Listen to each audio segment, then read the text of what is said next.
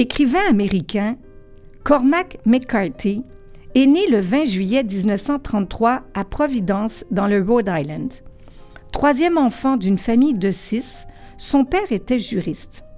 En 1953, McCarthy rejoint l'armée de l'air américaine. Il y reste 4 ans, dont 2 passés en Alaska, où il animait une émission de radio.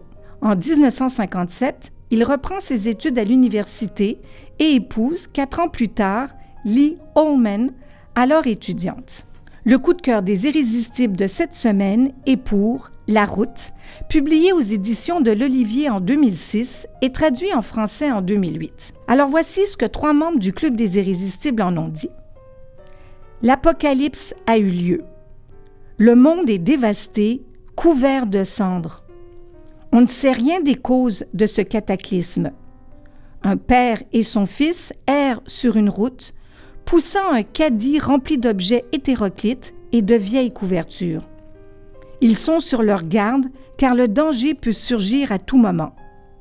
Un livre vraiment étonnant, traitant de manière originale un thème déjà abordé de nombreuses fois, comment survivront les derniers humains sur une terre détruite par un cataclysme quelconque. Il s'agit d'un homme et de son fils qui marchent sur la route et qui réussissent au fil des jours à se procurer le nécessaire pour survivre. Nous les suivons au jour le jour, page après page. La question posée, jusqu'où peut-on aller pour survivre? Quelqu'un d'autre en a dit « J'ai trouvé ce roman très bon pour évoquer ce qui pourrait se passer si on continue à se taper dessus, et pourtant il ne m'a pas beaucoup touché, si ce n'est pour la nostalgie d'un monde plus chaleureux ou même d'un monde meilleur. Cette quête reste sans réponse.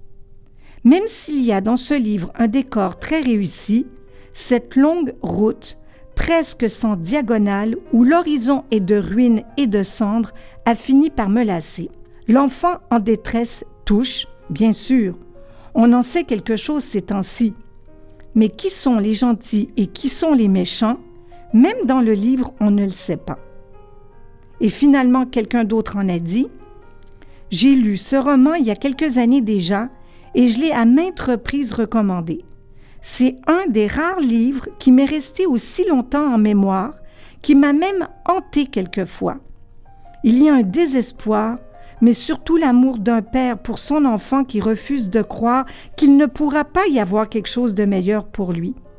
En ces temps de discussion sur l'avenir de la planète, ce livre nous porte inévitablement à y réfléchir. Alors, si vous désirez en savoir un petit peu plus sur ce livre en particulier ou sur d'autres titres, allez faire un tour sur le site des Irrésistibles à l'adresse suivante, irrésistible au pluriel sans accent, .bibliomontréal.com.